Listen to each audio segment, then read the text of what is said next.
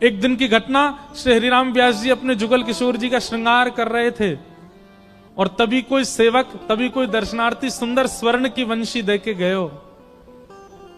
हरिराम व्यास जी ने अपने जुगल किशोर जी को आज वह स्वर्ण की वंशी धराने को प्रयास कियो, परंतु ठाकुर जी के भुजा में इतना अवकाश नहीं है कि वो स्वर्ण की वंशी आ जाए। थोड़ी सी नेक हल्की सी बड़ी पड़ रही वंशी, तो व्यास जी ने वंशी को हाथ में थोड़ा जोर लगा के प्रवेश कराने को प्रयास कियो। जैसे ही नेक जोर लगायो, ठाकुर जी के हस्त कमल में से श्वेत श्वेत रक्त वर्ण के बिंदु प्रकट हो गए। और जैसे ही रक्त वर्ण के बिंदु देखे, श्री हरिराम व्यास जी ने तुरंत सिर पकड़ के बैठ गए। अरे राम राम राम जी, अपराध है गयो, मैंने ठाकुर जी को पाषाण मान लियो। अरे ठाकुर जी तो साक्षात चैतन्य, देखो इनके हस्त कमल में से रक्त प्रकट है गयो है। ठाकुर जी को आकर के लेप लगा रहे, नेत्रों से अश्रु प्रवाह है रोए कि ठाकुर जी मुझे क्षमा कर दो, मैं आपके स्वरूप के प्रति मैंने पाषाण बुद्धि कैसे कर ली, मैंने क्यों हट किया आपके हस्त कमल में। और श्री हरिराम व्यास जी अपने पुत्र को लेकर के आए और बोले, आप अब सेवा तुम करोगे, मैं अपने आप को दंड दूंगा। बोले कैसो दंड दोगे पिताजी? बोले जब तक स्वयं श्री युगल किशोर जी प्रसन्न है करके मुंह को नहीं बुलाएंगे मैं नहीं आऊंगा, और तब तक वृंदावन की अनवरत परिक्रमा देते ही रहूंगा। और श्री हरिराम व्यास जी निकल गए और श्री वृंदावन की परिक्रमा प्रारंभ कर दी। ना पूर्ण होने वाली परिक्रमा, एक पूरी हो दूसरी प्रारंभ, दूसरी पूरी हो तीसरी प्रारंभ, तीसरी पूरी हो चौथी प्रारंभ, बस चलते ही जा रहे हैं, रोते जा रहे हैं। और बस सामने आने वाले हर व्यक्ति से कह रहे हैं, मैं अभागो हूं, मैं बहुत बड़ा पापी हूं, मैं बहुत बड़ा दुष्ट हूं, आप चाहो तो मुंह पे नेक कछु गारी दे दो, मुंह पे नेक दंड दे दो, मैंने बहुत बड़ा अपराध किया है। रोते रोते पूरे ब्रजमंडल की, पूरे वृंदावन की सेवा कर रहे हैं। वृंदावन की परिक्रमा मार्ग हरिराम व्यास जी के नेत्रों के अश्रुओं से संचित हो गया।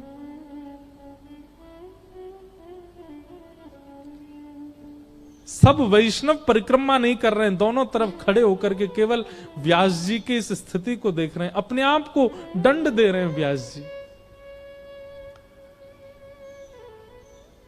शाम का समय, हर क्षण, हर परिक्रमा के प्रारंभ में व्यास जी के मन में आता है, अपराध बना मुझसे, तभी तो क्षमा नहीं किया अभी तक। मैं ऐसे करते करते पूरे ब्रजमंडल में या वृंदावन की रज में ही अपने तन को विलीन कर दूंगा, मैंने ऐसा अपराध किया है। शाम का समय हुआ, संध्या आरती का समय, पूरे वृंदावन में मंदिरों में घंटे घड़ियाल संध्या आरती हो रही ठाकुर जी की। तभी आपके पुत्र परिक्रमा मार्ग में दौड़े दौड़े आए, पिताजी रुक जाओ, नेक डट जाओ। अरे मैं नहीं रुकूंगा, जुगल किशोर जी जब तक नहीं बुलावेंगे तब तक नहीं जाऊंगा। अरे पिताजी मैं वही तो बतावे आया हूं। बोले कहां भयो? बोले जो वंशी आप सुबह धरा रहे और ठाकुर जी के हस्त कमल में नहीं आए रही और आपने हठपूर्वक किया तो ऐसो ऐसो कछु भाव भयो, अब वही वंशी ठाकुर जी के हस्त कमल में ऐसी सहजता से आ रही है मानो श्री ठाकुर जी ने अपने हाथ बड़े करके वह वंशी को स्वीकार कर लियो है। वो वंशी स्वीकार करके आपको आमंत्रित कर रहे हैं, बुला रहे हैं। हरिराम व्यास जी जैसे ही गए, श्री जुगल किशोर जी मंद मंद मुस्कुराए और श्री व्यास जी ने ऊपर चढ़ के जैसी वंशी बाहर निकाल के देखी तो कहा पायो अब वंशी छोटी पड़ गई है, हाथ को जो अवकाश है वो बड़ा होगा। ठाकुर जी ने अपने हाथ चौड़ा लिए, हरिराम व्यास जी की वंशी धारण कर ली। ऐसे श्री व्यास जी की कृपा, व्यास जी पर अनुग्रह श्री जुगल किशोर जी ने किया। एक दिन की घटना, श्री हरिराम व्यास जी संतों की शीत प्रसादी पाते थे। आपका नियम था, जुगल किशोर जी की प्रसादी भोग संतों को पवाते, फिर संतों के जो शीत प्रसादी होती थी, शीत प्रसादी समझते हैं? संत महापुरुष जो पा लेते हैं उसके बाद जो तिनका बच जाए उनकी थाल में, वो शीत प्रसादी। बंधुओं एक बात बताएं आपको, जो सामर्थ हिमालय में भजन में नहीं है, जो सामर्थ कोटि गुण यज्ञ करने में भी नहीं है, वो सामर्थ किसी भजन निष्ठ संत की शीत प्रसादी पाने में है।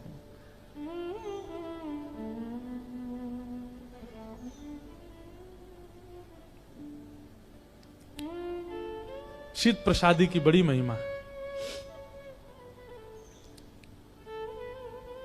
सो हरिराम व्यास जी नित्य शीत प्रसादी पाते थे। जुगल किशोर जी का भोग लगता, भोग लगने के बाद जब सब संत पा लेते, उनकी पत्तल जहां पधराई जाती वहीं खड़े रहते और कहते पत्तल मेरे हाथ में दो, और वहां में तो सामग्री एक जगह इकट्ठी करते, फिर पत्तल को पधराते, एक तिनका भी नहीं छोड़ते उसमें। और वही शीत प्रसादी एकांत में बैठ करके, एक कुंज में बैठ करके श्री हरिराम व्यास जी पाते। जुगल किशोर जी को प्रसाद और फिर संतन के शीत प्रसाद। जुगल किशोर जी को प्रसाद संतन ने पाया और संतन को प्रसाद हरिराम व्यास ने पाया, ऐसे पाते थे। ऐसे ही नहीं श्री प्रियालाल जी कृपा करते हैं, बहुत प्रदान करना पड़ता है भक्ति मार्ग में। तो एक दिन हरिराम व्यास जी की एक संत ने परीक्षा ली। और कैसी परीक्षा? राजभोग का समय, श्री जुगल किशोर जी की थाली जा रही थी भोग लगने के लिए, तभी एक संत आए और संत आकर के बैठ गए और हरिराम व्यास जी से बोले हमको भूख लगी, जल्दी प्रसाद पवाओ। हरिराम व्यास जी बोले नहीं, रुक जाओ, जुगल किशोर जी को भोग लग रहा है, भोग के बाद जो प्रसादी होगी वो पा ली हूं।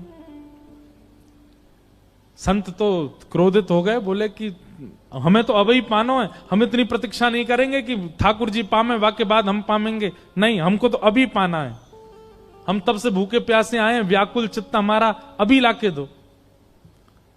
अब इतनी व्याकुलता करने लगे तो देखो ये एक वैष्णव स्वभाव है, वो अपराध बोध नहीं करता। हम आप सब लोग होते तो हम क्या कहते, बोले ये काय बात के संत, ठाकुर जी को भोग लगवाने ही वास्ते पहले मांग रहे हैं। पर श्री हरिराम व्यास जी बोले ठाकुर जी की कोई लीला होगी। भैया सुनो, जुगल किशोर जी की दूसरी रसोई बनेगी, जो थाली जुगल किशोर जी को जा रही है वही पधराओ, ठाकुर जी को भोग मत लगाओ, पहले इनको पवाओ। और सबसे कही जाओ जाकर के दूसरी रसोई सिद्ध करो, ठाकुर जी को दूसरा भोग बन जाएगा, संत आए इनको पहले पवाओ। संत बोले निष्ठा तो है, जो ठाकुर जी का भोग रोक दिया लेकिन हमको पवा रहे। लेकिन अभी भी परीक्षा चली रही, संत पाने लगे और पाते पाते बोले अरे इसमें राम रस नहीं है, इसमें मिर्च ज्यादा है, इसमें जे वे सब करने लगे। बोले भगवान आप कृपा करके दे दें, हम दोबारा सिद्ध करवा दें। बोले तुम फिर से प्रतीक्षा करने के लिए कह रहे हो, अभी दूसरी रसोई बनेगी तब पवाओगे हमको, तब तक भूखे बैठे रहे। और महाराज उन संत को तो इतना क्रोध आया, उठा के थाल हरिराम व्यास जी के मुंह पे ही मार दे। साथ में जितने सेवक थे सब क्रोधित हो गए, सब उन संत के ऊपर चढ़ने लगे। हरिराम व्यास जी बोले सब शांत हो जाओ, और नेत्रों से अश्रुधार गिरने लगे, नृत्य करने लगे हरिराम व्यास जी। बोले आज जुगल किशोर जी ने प्रसाद दियो है, आज हमारी किशोरी जी मुंह पे बड़ी प्रसन्न है गई हैं। सब खड़े लोग कहने लगे व्यास जी आपके मुंह पे थाल मार दिया और आप कह रहे हो कि किशोरी जी प्रसन्न हो गई। बोले भैया और दिना तो संतन की शीत प्रसादी पत्तल में से बीन बीन के खानी पड़े, पर आज तो संत ने अपनी शीत प्रसादी शीत करके पूरी 56 भोग मोकू चुनवे को नहीं दई है, सीधे मेरे मुंह में ही उड़ेल दई है, मेरे मुंह पे ही मार दई है, ले पाले। और दिना तो मोह बीन के पानो पड़े, आज तो संतन ने अपनी शीत प्रसादी मेरे मुंह पे ही डाल दी है। आज किशोरी जी मुंह से बहुत प्रसन्न है। ऐसे श्री हरिराम व्यास, उनकी भजन भक्ति, उसमें ये जो दर्शन आप भाव का कर रहे हैं ना, ये भाव का दर्शन महादेव की कृपा है। और क्योंकि विशाखा सखी के अवतार, देखो एक बात तो हम मानते हैं कि कोई भी अगर भजन पथ पर खूब श्रेष्ठता को प्राप्त हो गया, श्रेष्ठता मतलब नाम शोहरत आदि में नहीं, भजन पथ पर खूब लंबा समय व्यतीत कर दिया, बिना भजन से च्युत हुए, बिना भजन छोड़े पूरा जीवन भजन मार्ग में निकाल दिया, आप निश्चित मान लीजिएगा वो निकुंज की कोई सखी ही थी, तभी वह कर पाई। हमारा भजन लंबे समय तक टिक नहीं पाता, किसी कारणवश उसमें न्यूनता, किसी कारणवश उसमें कोई ना कोई विक्षेप आता ही रहता है। हमारे नियम नहीं टिक पाते। एक नियम बनाया, 5 दिन बाद वो नियम टूटेगा ही टूटेगा। अब शारीरिक नहीं हो, भगवत सेवा का हो। वो सेवा के नियम यदि बन रहे हैं, भजन पथ, भक्ति पथ, उसमें ज्यादा गिरावट नहीं हो रही है, चलते चले जा रहे हो आप, तो समझ जाओ आपका कोई संबंध तो है ठाकुर जी से। अच्छा, संबंध के बिना यदि भगवत पथ पे आ गए, हमारा कोई संबंध नहीं पूर्व का, तो फिर कैसे भजन मार्ग में स्थिर रहें? तो फिर संतन की सेवा, महादेव का अनुग्रह, उससे संभव है कि वो बन जाए। ऐसे श्री हरिराम व्यास जी का सुंदर चरित्र सुनाया गया। फिर व्यास जी की बेटी के ब्याह का प्रसंग है, इतना वो तो हंसी वाला प्रसंग है। व्यास जी ने अपनी बेटी के ब्याह में सब रिश्तेदार नातेदार सबको सुनाया, जो ब्राह्मण ब्याह कराने आए उसको भी खड़ी खोटी सुनाने लगे। बेटी ने अंत में जाके पूछा, बोले पिता, पहला मैंने ऐसा देखा जो अपनी बेटी के ब्याह में बिल्कुल खुश नहीं है। आपने पंडितों को भी गाली दी, मेरे ससुराल वालों को भी गाली दी, आप चाहते नहीं कि मेरा विवाह हो। हरिराम व्यास जी बोले, पते की बात पूछ बेटा, ब्याह की इच्छा तो है कि तेरा ब्याह हो, लेकिन तू ब्याह करके ब्रज छोड़ के जाएगी, उससे मैं बिल्कुल प्रसन्न नहीं हूं। ब्रज छोड़ के जानो पड़े, ऐसो ब्याह काय काम को लाली। अरे कृपा करके ओरछा से हमको ब्रज प्राप्त भयो, और तू यहां ब्याह करके या ब्रज ही छोड़ के जा रही है। क्योंकि उनकी पुत्री के जो होने वाले पति थे वो किसी राजा के मुनीम थे, तो बाहर जा रही थी। तब वहीं मधुकर शाह ओरछा के राजा, जो कि हरिराम व्यास जी के शिष्य थे, उन्होंने कहा, बोले गुरुजी तो फिर आप ही बताओ क्या करना चाहिए। बोले हम तो भैया इसमें राजी हैं, एक घर बनवा करके इनका वृंदावन में दो, हमारे जमाई और बिटिया दोनों वृंदावन में ही रहे, यहां से जाएं ना। अगर ये यहां से जाएंगे ना तो इनका कन्यादान में करूंगा, ना इनकी विदाई में रोऊंगा। ऐसा वृंदावन से प्रेम करने वाला कोई मिलेगा जैसे हरिराम व्यास? नहीं तो बेटी के विवाह में कौन पिता उत्साहित नहीं होता। एक पद भी गाया हरिराम व्यास जी ने, हरि भगतन ते समधि प्यारे। एक घटना हुई थी कि जब इनकी बेटी का ब्याह था, तो इनकी पत्नी और इनके बच्चों ने खूब सुंदर एक दावत रखी। तो हरिराम व्यास जी एक शर्त पर राजी हुए थे ब्याह के लिए। बोले क्या? बोले भैया ब्रज 84 कोस में जितने संत हैं सब आएंगे, सबकी दावत करवानी पड़ेगी तो ही ब्याह मंजूर है। कोई नहीं पूछा कि बेटा क्या करता है, होने वाले दामाद का घर कहां है, कितना कमाते, नहीं, इन सब से कोई राजी नहीं। एक ही इच्छा है, बिटिया का ब्याह हो, उसमें इतने हलवाई लगेंगे, उनसे कह के 56 भोग बनवाने और ब्रज के सब संतों को प्रसाद पवाना है। तो जिन घरों में ज्यादा ही संत सेवा आदि होती रहती, वहां के बच्चों में फिर श्रद्धा थोड़ी कभी कभी, हमेशा नहीं, कभी कभी ऐसी होती है। हमारे यहाँ तो संत रोज ही आते रहते हैं। तो हरिराम व्यास जी के बालक बोले, अब यहाँ पे भी संतों की प्रसादी वही प्रधानता, एक काम करो, पहले पूड़ियां और सब्जियां सब बनवा के अलग धर दो संतों की, और ये बारात आई है इसका भंडारा शुरू कर दो। हरिराम व्यास जी आए, जुगल किशोर जी को शयन करा के आकर के देखा तो संतों की प्रसादी हुई नहीं और सब बारात पाने लगी। तो व्यास जी ने अपने पुत्र से कहा, ए भाई संतों ने अभी पाया नहीं, बारात क्यों पा रही? बोले नहीं, संतों की प्रसादी हमने अलग धरवा दी है वहां कमरे में, जब संत आ जाएंगे तो वो लोग पालेंगे। बोले अच्छा, प्रतीक्षा नहीं करोगे संतों की? तो हरिराम व्यास जी बीच बारात जहां पा रही है, उसको क्या बोलते हैं जहां बारात बैठ के भोजन करती है, क्या बोलते हैं? जनवास। जनवास के बीच में बैठ गए और बीच में बैठ के ये पद गा रहे थे। कौन सा? हरि भक्तन ते समधि प्यारे। बोले हरि भक्त प्यारे नहीं है, उनसे ज्यादा प्यारे समधि हैं। आए संत दूर बैठारे, फोरत कान हमारे। हाँ, संत तो मृदंग लेके आएंगे, मंजीरा लेके आएंगे, उनके भजन कीर्तन से कानों में दर्द होता है, इसलिए दूर बैठा देते हैं संतों को। और समधियों के लिए जनवासा बनाया, क्या सुंदर व्यवस्था करी है, क्या बढ़िया बढ़िया पकवान बनने हैं। दूर देश ते सारे आए ते घर में बैठारे। सारे सरे जाए, इनको तो घर में बैठा रहे हैं। और उत्तम उत्तम पालिका सोर सुपेती भोजन विविध समारे। भक्तन दीजे चून चून चननी को, इनको सिलवट न्यारे। व्यास दास ऐसे विमुखन जम, गन सदा कढ़ेरत हारे। अपने परिवार को ही सुना रहे हैं। इतने में ही वो पंडित जी आए जो ब्याह पढ़ाने आए थे। बोले व्यास जी, हम भी ओरछा के ब्राह्मण देवता हैं। हरिराम व्यास जी ने उन पे भी पद लिख दिया, वे मरे जो मेरे घर ब्याह पढ़ाए। जो आवे सामने सबको व्यास जी सुनाते ही जा रहे। सब लोग हाथ छोड़ के तर तर कांपे। अंत में आकर के पुत्र ने कहा, पिताजी कैसे राजी हो गए आप? बोले नई रसोई बनवाओ, चाहे खर्चा दुगुना हो, जमीन बेचनी पड़े, पहले 84 कोस के संत पाएंगे, उसके बाद बारात आवेगी। बारात वापस जनवासे से बाहर जाके खड़ी, वही दुल्हा दोबारा घोड़ी पे बैठ गया। पहले संत आए, सबने आके प्रसाद पायो, वाके बाद बारात को स्वागत। ऐसे संत सेवी ब्रजनिष्ठ श्री हरिराम व्यास जी महाराज।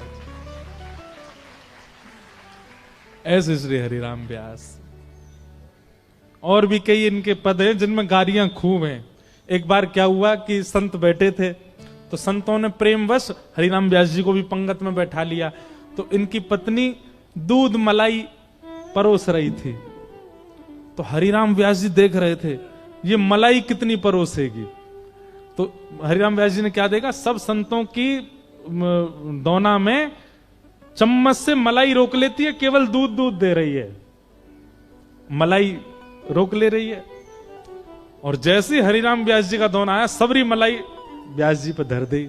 हरिराम व्यास जी ने इस पर भी पद बना के गा दियो। बोले खसम को मलाई और इन संतन को कोरो कोरो दूध दे रही है। तू नरक में जावेगी तो यम खींच के ले जाएंगे, तू ऐसी होगी वैसी होगी। कान पकड़ लिए। बोले क्या करें? बोले दूसरा दूध ओटा मलाई लेके संतन ने पवा। संतन की सेवा में, ब्रज की सेवा में इतनी सी भी चूक व्यास जी को स्वीकार नहीं है। फिर आपके भी पुत्र हुए, उन पुत्र को आपने स्वामी श्री हरदास जी से दीक्षा ग्रहण करवाई। और एक दिन पुत्र और पिता दोनों को रास का दर्शन हुआ। श्री हमारे ब्रज में यमुनापल्ली पार मान सरोवर है ना, वहां मान सरोवर में एक दिन श्री व्यास जी को रास का दर्शन हुआ। कल भी रास हुआ था, आज भी रास, क्योंकि पूर्णिमा जी सामने ही बैठी है ना। अब पूर्णिमा को चंद्रमा उदय हो तो रास तो होएगा, इसलिए रास हो रहा है रोज। अजीब शुभानु की लली, सांवरियों से नेहरा लगा के चली। अजीब शुभानु की लली, सांवरिया सुनेहरा लगा के चली। अजीब शुभानु की लली, सांवरियों से नेहरा लगा के चली।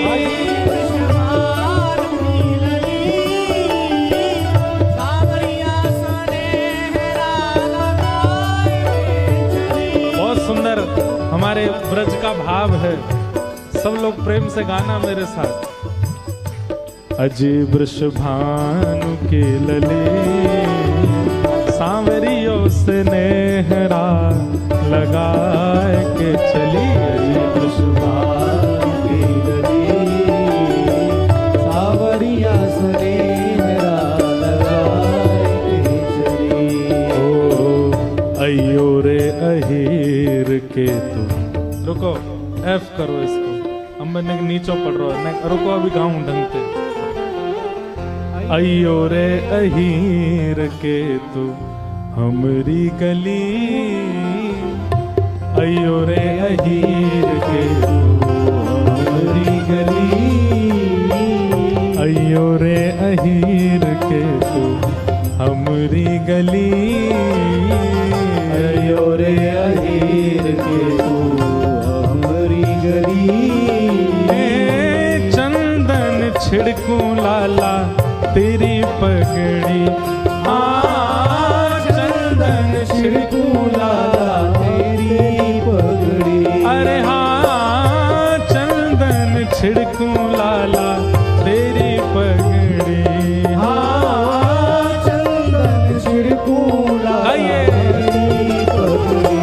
अजी वृषभानु की लली सांवरियों स्नेहरा लगाए के चली। अजी वृषभानु की लली सांवरिया स्नेहरा लगाए के चली।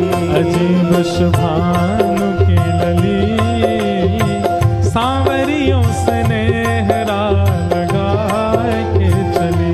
अजी वृषभानु की लली सांवरिया स्नेहरा लगाए के चली। संवादात्मक पद है। किशोरी जी कह रही हैं, अरे लाला तेने मुंह पर रंग डारो, अयो रे अहीर के तू हमरी गली, चंदन छिड़कूं लाला तेरी पगड़ी। नेक्स्ट सी किशोरी ठाकुर जी को कह रही हैं कि तुम हमारे बरसाने आई हो तो बताऊंगी तुम्हें। ठाकुर जी सब सखान से कह रहे हैं, देखियो रे नेक्स्ट सी किशोरी जी हमको धमकी दे के जा रही हैं।